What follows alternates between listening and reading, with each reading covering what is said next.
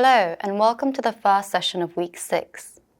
This week, we'll talk about the advent of photography and print media in Korea from the late 19th to the early 20th century, and investigate the impact in the development of a modern visual culture.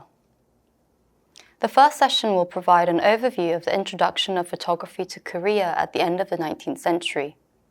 In Week 5, we briefly talked about early contact with photography in China and Japan, as well as Kim Yong-won and Ji Eun-young, who became pivotal figures in introducing and developing photography in Korea. In this session, we'll look at the early reception of photography in more detail. Although it is generally understood that Korea first experienced photography after the opening of ports, Joseon envoys came into contact with photography as early as the 1860s. In 1862, Joseon official Lee Ui-ik and his delegation traveled to Qing, China for an annual tributary mission called the 삼절 연공행. While in Beijing, they came across a photographer at the Russian legation and had portrait photographs taken in 1863. In addition, a copy of a photograph of Oh Kyung-seok, translated to the 1872 mission to Beijing, survives, and it has been revealed that the picture was taken by a British diplomat, William Frederick Mayers. Such early contact with photography attests to a level of awareness among Joseon intellectuals of new Western technology and visual media, even prior to the official opening of ports. In addition to contact with photography abroad prior to the opening of ports, Koreans were also first photographed by foreign photographers who visited Korea in the 1870s. During the 1871 United States expedition to Korea, also known as Shinmi Yangyo, correspondent photographer Felice Beato took several photographs of Koreans and scenes of the armed conflict that still survive. Japanese photographer Kawada Kiichi also took photographs of Korean people and sites during the signing of the 1876 Korea-Japan Treaty, but these photographs taken by foreigners before the opening of ports were not for consumption or appreciation in Korea, but rather records of visual information that was brought back to the United States and Japan. Now let's talk a little bit more about early Korean pioneers of photography.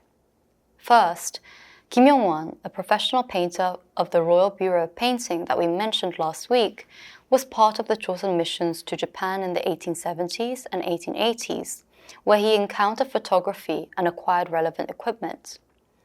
In Korea, he learned photography in the Japanese concession in Busan and even ran a business that produced glass plates in 1880, after which he traveled to Japan to study chemistry, glass plate making, and photography.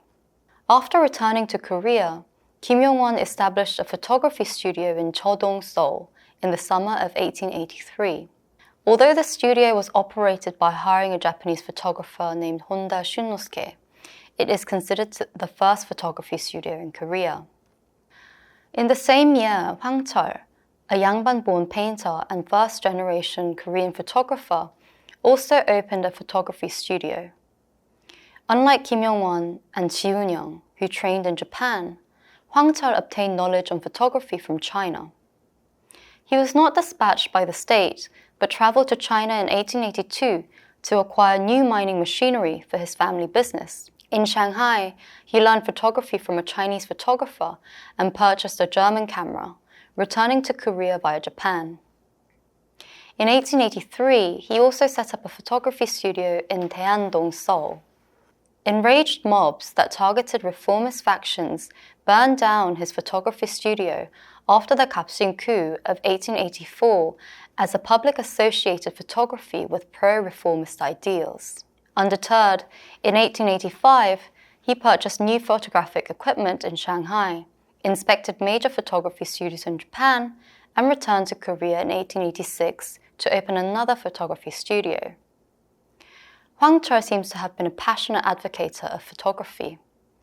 He even submitted a petition to King Kojong requesting the abolition of the Bureau of Painting and substituting painting with photography to fulfill the need to visually record information in the court. Even after he had to seek exile in Japan due to the arrest of pro-Japanese reformists following the assassination of Queen Min, he returned to Korea in 1906 and set up yet another photo studio that he managed until 1911, after which he moved to Japan and continued to paint and teach painting and calligraphy until his death in 1930. Similar to Kim Yong-won, Ji Eun-young, another painter, calligrapher, and official of the Jungin class, encountered photography during his 1882 trip to Japan as a member of the Sushinsa delegation. After training for a year at the Kobe-based photo studio run by Hiramura Tokubei from 1883, he opened up his own photography studio in Seoul in February 1884. Ji Eun-young in particular is noted for being the first Korean to photograph King Gojong, along with American photographer Percival Lowell. In 1886, under orders from the government, Ji Eun-young attempted to assassinate reformist politician Kim Ok-gyun, who had instigated the 1884 Kapsin coup, but failed and was exiled. After his release in 1889, Ji Eun-young briefly worked at Hwang Cheol's photography studio. Failing to recover his government post, he retreated to focus on poetry and painting, and trained by reproducing old paintings of landscapes and figures. He exhibited works at the first Hyupjeon in 1921 and exhibited an inkwash painting in the first Chosun Art Exhibition in 1922. Kim Yong-won, Hwang Cheol, and Ji Eun-young played crucial roles in integrating photography into Korean artistic practice. However, in the late 19th century, it was almost impossible to sustain oneself through photography. Demand for photography in Korea was severely restricted, as photography was strongly associated with foreign technology that was in turn synonymous with threat, harm, and even evil.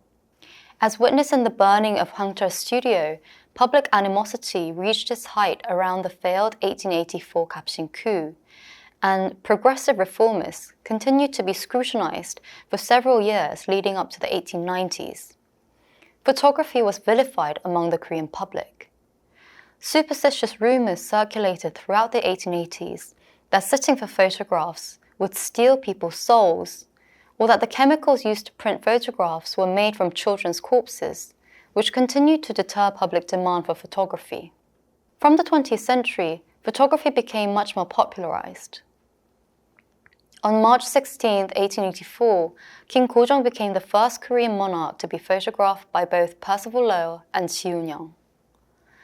King Gojong's decision to be photographed had a profound impact, as it demonstrated the increasing utility of photography for official visual records and documentation. It played a crucial role in establishing photography culture among the general populace and helped slowly but gradually shift negative perceptions of the new medium.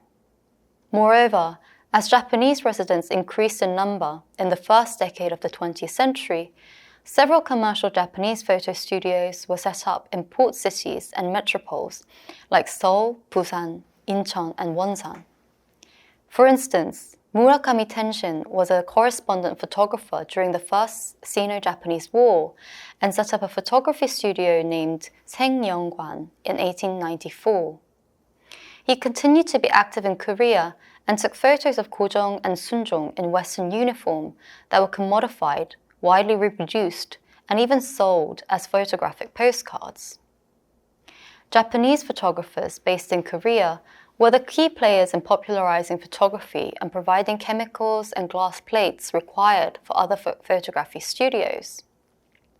In the early 20th century, sitting for portrait photographs that were printed in the size of visiting cards became fashionable even among Koreans. Photo portraits became increasingly popular after the Kabul reforms, even among commoners who could afford studio photos. In 1903, Kim Gyu-jin established Cheonyeongdan Photo Studio in Seoul, along with Kogum Seohagwan, Korea's first commercial gallery, in 1913. Kim Gyu-jin was from a wealthy Jungin family in Pyongyang and had the opportunity to study painting in China for 8 years from 1885. He played a crucial role in modern Korean art education by founding Seohwa Yeonggohae in 1915, a painting institution with a 3-year curriculum. He also served as a judge for calligraphy and paintings at the Chosun Art Exhibition in 1922. Although Kim Gyu-jin was a talented calligrapher and inkwash painter, He differentiated himself from other renowned artists of his generation as an active photographer and an entrepreneur. In 1896, Kim began his career in office in the Foreign Affairs Department under the Ministry of the Royal Household, among various other official positions. He first learned photography in Japan from 1901 to 1902, most likely from the recommendations of the Korean government. In 1907, he served as a calligraphy tutor to Crown Prince Imin. When Prince Imin was forced to study in Japan under colonial pressure, Kim left his government post. In that same year, Kim Gyujin also traveled to Japan, where he trained in photography. In 1905, Kim Gyujin photographed Emperor Gojong in his yellow imperial robe, a testament to his reputation and skills as a photographer in Korea. The tinted photograph portrays Gojong in a traditional imperial robe, seated in a chair against court folding screens.